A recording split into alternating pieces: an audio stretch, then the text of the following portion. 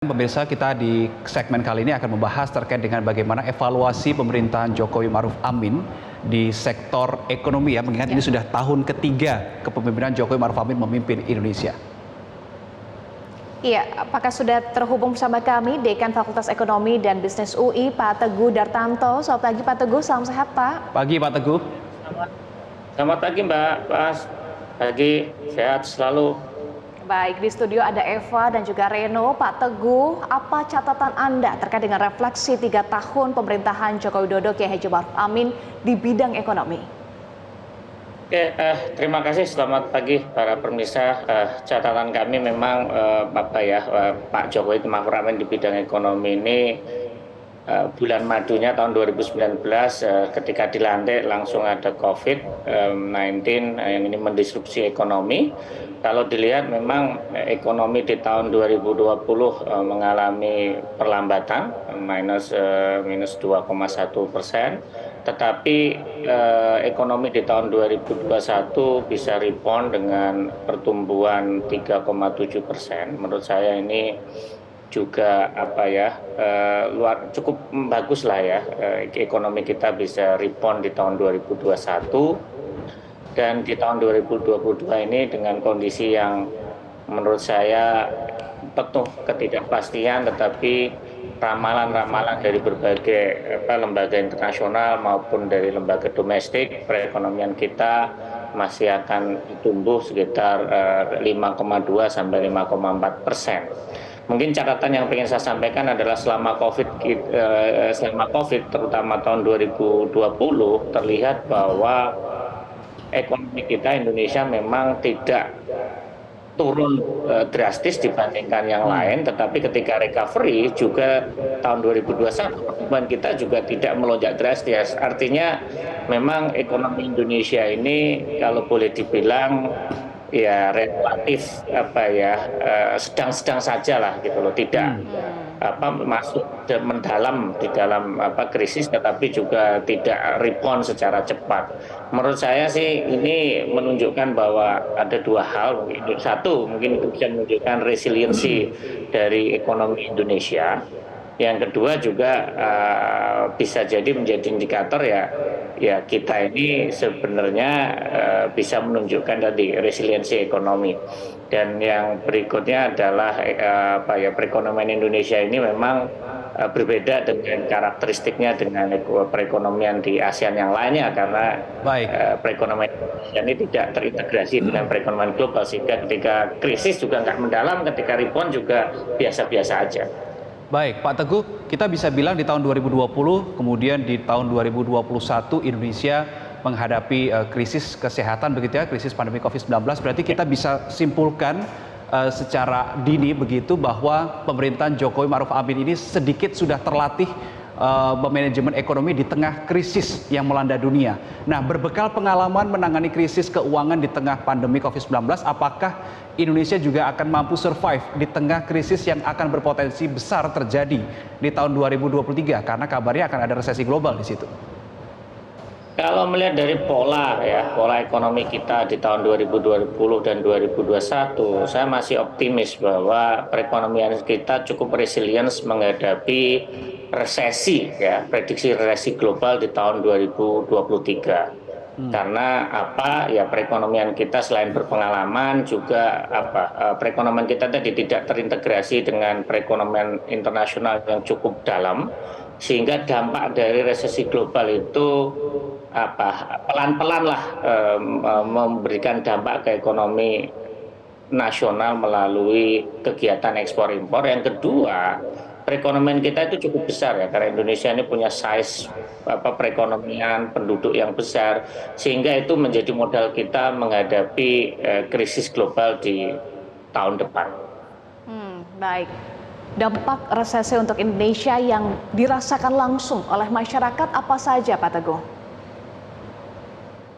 Yang pasti krisis global ini tahun ini kan dirasakan bahwa konflik Rusia dan Ukraina kan langsung berkaitan dengan kenaikan harga energi dan harga pangan ya di Indonesia, karena sebagian besar dari produk energi diimpor, Indonesia impor. Yang kedua harga-harga pangan, gandum dan yang lain-lain itu mengalami kenaikan. Itulah yang dirasakan seketika oleh masyarakat di Indonesia. Sehingga kenapa harus ada penyesuaian harga BBM itu yang dirasakan oleh pemerintah, oleh masyarakat di Indonesia. Dan tahun depan ketika ada resesi global, kemungkinan besar ini akan ada penurunan harga komoditas ya, komoditas, karena negara-negara maju akan mengurangi permintaan impor dari produk-produk di Indonesia. Yang pastinya kemungkinan besar petani-petani yang terkait dengan CPO dan produk-produk tambang ini juga akan menurun gitu loh, harganya kemungkinan akan menurun, dan ini mungkin akan bisa dirasakan oleh masyarakat petani juga gitu ya, produsen CPO gitu akan mengalami penurunan. Yang kedua adalah karena depresiasi rupiah, bisa jadi harga produk-produk impor ini akan naik gitu, dan sebagian besar juga ada produk-produk bahan baku industri kita itu kita impor gitu. Itu ini bisa mengalami mendorong kenaikan harga di dalam negeri, dan ini juga harus diantisipasi ya. Dan terus juga harga-harga karena terdepresiasi rupiah, terdepresiasi bisa jadi produk-produk impor harga, misalnya kan kita banyak impor untuk pangan peternakan gitu, impor, sehingga ini juga bisa menaikkan harga-harga seperti ayam, daging dan yang lain-lainnya. Pak Teguh, ketika negara-negara lain ini memperketat atau menutup rapat keran impornya yang biasa didapatkan dari Indonesia, tadi Anda katakan berpotensi menurunkan harga-harga komoditas begitu ya, sehingga ini juga berpotensi akan menciptakan atau menimbulkan suatu kerugian di masyarakat. Apa yang harus dipersiapkan oleh pemerintah untuk menghadapi hal ini? Ya, yang pastinya gini Mas ya, karena ada kemungkinan besarnya ada dari prediksi ini ada komoditas-komoditas yang menjadi andalan ekspor Indonesia ini harganya menurun. Yang pasti menurut saya yang paling terkena dampaknya adalah pemerintah sendiri yang selama ini menikmati yang kita sebut windfall profit ya, artinya dapat negara mengalami peningkatan besar di dalam revenue pemerintah ya. Nah, tahun depan ini revenue pemerintah akan mengalami penurunan dari itu tadi windfall profit dari komoditas. Tapi di sisi lain juga nanti subsidi untuk energi dan yang lain-lain juga sedikit mengalami pengurangan. Apa sih yang harus dilakukan pemerintah gitu terkait dengan hal ini? Yang mungkin saya khawatirkan adalah bukan penurunan itu tadi ya, penurunan komoditas memang ya akan menurunkan pendapatan negara, tetapi yang paling penting adalah transmisi dari inflasi dari negara-negara maju ke Indonesia ini yang perlu diantisipasi. Yang pastinya pemerintah menurut saya ya, untuk antisipasi resesi global mungkin juga kita harus memperkuat ekonomi domestik gitu. Ekonomi domestik kita bagaimanapun kita harus kembali ke melihat inward looking dari ekonomi kita gitu, sehingga mendorong aktivitas konsumsi di perekonomian domestik. Apa yang perlu dilakukan pemerintah? Yang pertama menurut saya kompensasi BBM yang saat ini dilakukan pemerintah dengan memberikan bantuan langsung tunai, juga ada subsidi upah. Menurut saya ini juga perlu dilanjutkan lah untuk tahun depan, bagaimanapun agar aktivitas konsumsi domestik ini bisa terus berjalan, karena dilihat dari pertumbuhan ekonomi Indonesia ini komponen utamanya juga disumbang oleh konsumsi domestik.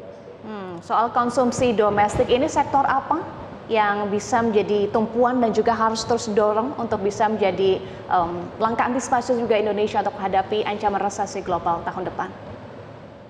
Kalau menurut saya sih konsumsi domestik tetap ya, artinya ini kan menjaga bahwa masyarakat, terutama masyarakat miskin dan masyarakat rentan ini agar tetap didorong gitu. Konsumsi tetap ya, makanan itu pasti yang pertama yang harus kita jaga, dan juga beberapa item yang terkait dengan kegiatan di sektor transportasi, kegiatan di sektor industri makanan jadi itu dan perlu didorong. Dan yang menarik lagi mungkin kita juga bisa mendorong ya pemerintah bagaimana menggalakkan aktivitas ekonomi domestik ini melalui kegiatan inilah traveling atau wisata domestik inilah menurut saya juga sangat potensi itu menggerakkan perekonomian domestik. Yang ketiga adalah bagaimana kita harus kembali lagi meningkatkan perekonomian di level desa melalui dana desa, karena berdasarkan penelitian kami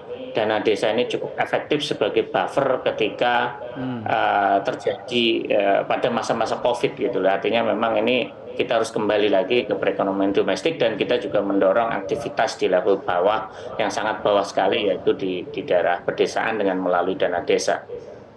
Pak Teguh, kalau kita melihat kemarin pada bulan September ada suatu kebijakan yang diambil oleh pemerintah pasca pemerintah menaikkan harga BBM dengan memberikan bantalan sosial, ya, ada dua begitu ya, ada DTU, ada BLT, dan ada juga BSU.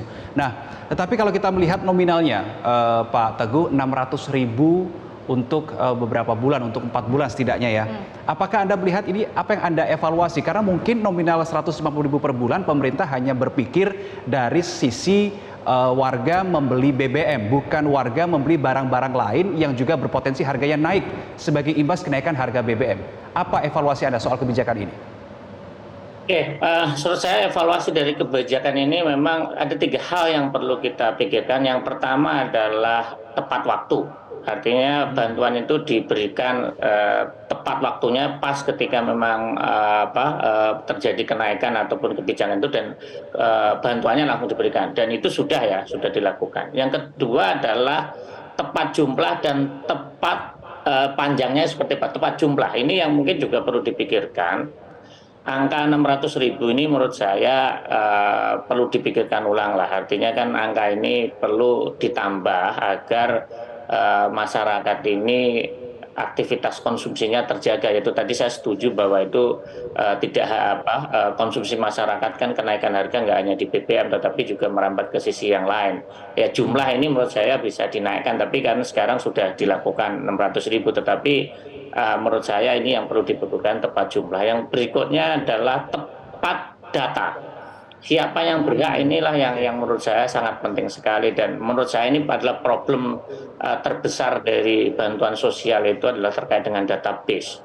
Karena banyak sekali yang kita sebut seharusnya berhak tetapi nggak mendapatkan.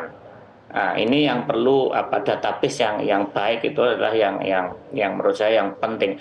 Dan yang berikutnya juga harus ada inovasi-inovasi baru bagaimana mendorong database yang baik ataupun bagaimana memberikan pertolongan kepada masyarakat.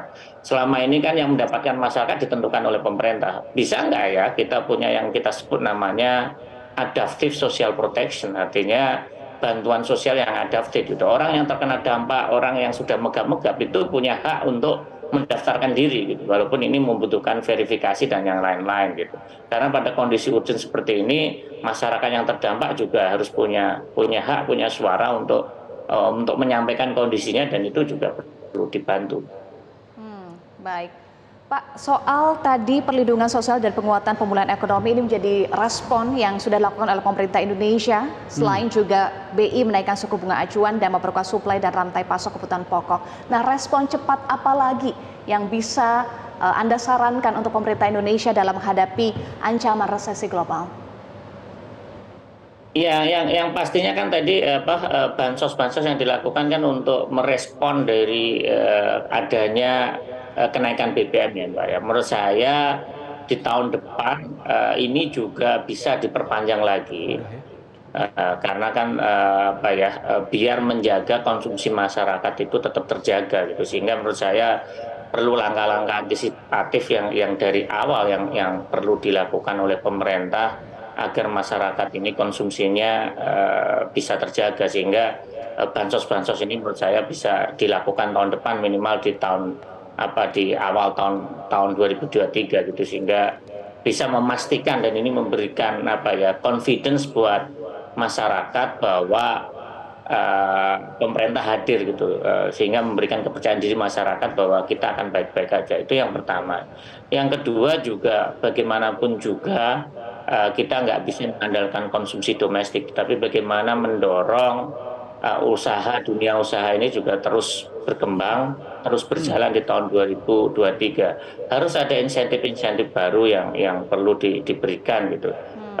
Bagaimana agar perusahaan ini bisa survive. Yang pasti menurut saya dari sektor UMKM ini mungkin menjadi poin penting ya, yang mungkin perlu diintervensi di tahun depan agar mereka bisa tetap survive dan bisa melayani masyarakat domestik, gitu, artinya konsumsi domestik.